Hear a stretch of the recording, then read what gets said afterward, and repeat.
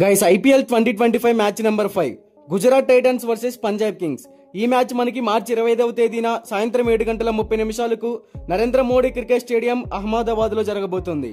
అయితే గత సీజన్ లో రెండు జట్లు వరుసగా 8-9 స్థానాల్లో నిలిచి ప్లే ఆఫ్స్ స్థానాలను కోల్పోయాయి. ఇక టోర్నీ 18వ సీజన్ జరుపుకోవడంతో రెండు జట్లు తమ అదృష్టాన్ని మార్చుకోవాలని చూస్తున్నాయి. ఇక గుజరాత్ టైటన్స్ ఐపీఎల్ లో కలలు కనే ఆరంభాన్ని కలిగి ఉంది. 2022 వారి మొదటి సీజన్ లోనే టైటిల్ ఎగరేసుకుపోయింది. అలాగే 2023లో రన్నర్ అప్ గా నిలిచింది. లాస్ట్ సీజన్ లో మాత్రం 8వ స్థానానికి పరిమితమైంది. ఇక శుభ్మాన్ గిల్ కెప్టెన్సీలో జట్టు తమ ప్రధాన ఆటగాళ్లను నిలుపుకోవడం మరియు కొంతమంది బలమైన ఆటగాళ్లను తీసుకురావడం ద్వారా మంచి కంబ్యాక్ ఇవ్వాలని చూస్తుంది. అయితే Jos Buttler, Mohammed Siraj, Kagiso Rabada రాకతో జట్టు బలంగా మారింది. అలాగే రషీద్ ఖాన్ లాంటి ఎక్స్పీరియన్స్ ఆల్రౌండర్ కూడా టీమ్ లో ఉన్నాడు. ఇక టాప్ ఆర్డర్ లో శుభ్మాన్ గిల్, జాస్ బట్లర్, సాయి సుదర్శన్లపై ఈ టీం ఎక్కువగా ఆధారపడాల్సి ఉంటుంది. మరోవైపు పంజాబ్ కింగ్స్ 2014 నుంచి ఇప్పటి వరకు ఒక్కసారి కూడా ప్లే ఆఫ్స్ కి చేరలేదు. అయితే ఈసారి శ్రేయస్ అయ్యర్ నాయకత్వంలో, రికీ పాంటింగ్ నేతృత్వంలో కొత్త జట్టుతో బరిలోకి దిగుతుంది.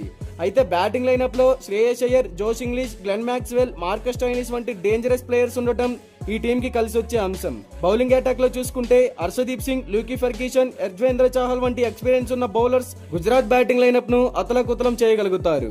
ఇక నరేంద్ర మోడీ స్టేడియం పిచ్ అనేది బ్యాటర్లకి ఫ్రెండ్లీ పిచ్. మంచి స్కోర్ అయితే మనం ఎక్స్పెక్ట్ చేయవచ్చు.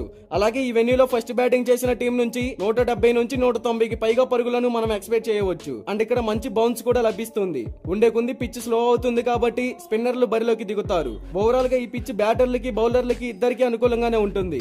బట్ సెకండ్ ఇన్నింగ్స్ లో పిచ్ అనేది స్లో అవుతుంది కాబట్టి కెప్టెన్లు చేసింగ్ ఎంచుకునే అవకాశం ఉంది.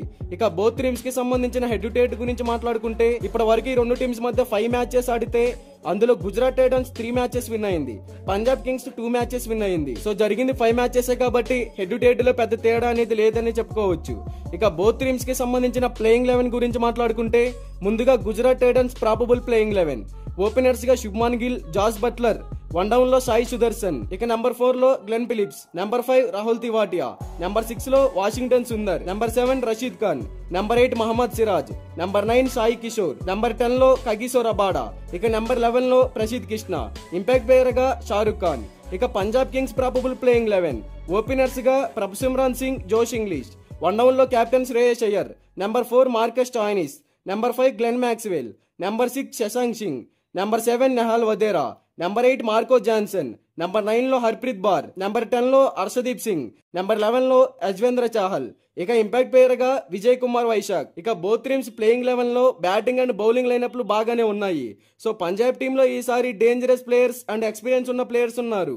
మరి ఈ మ్యాచ్ లో ఎవరు గెలుస్తారని మీరు అనుకుంటున్నారో కామెంట్ చేయండి.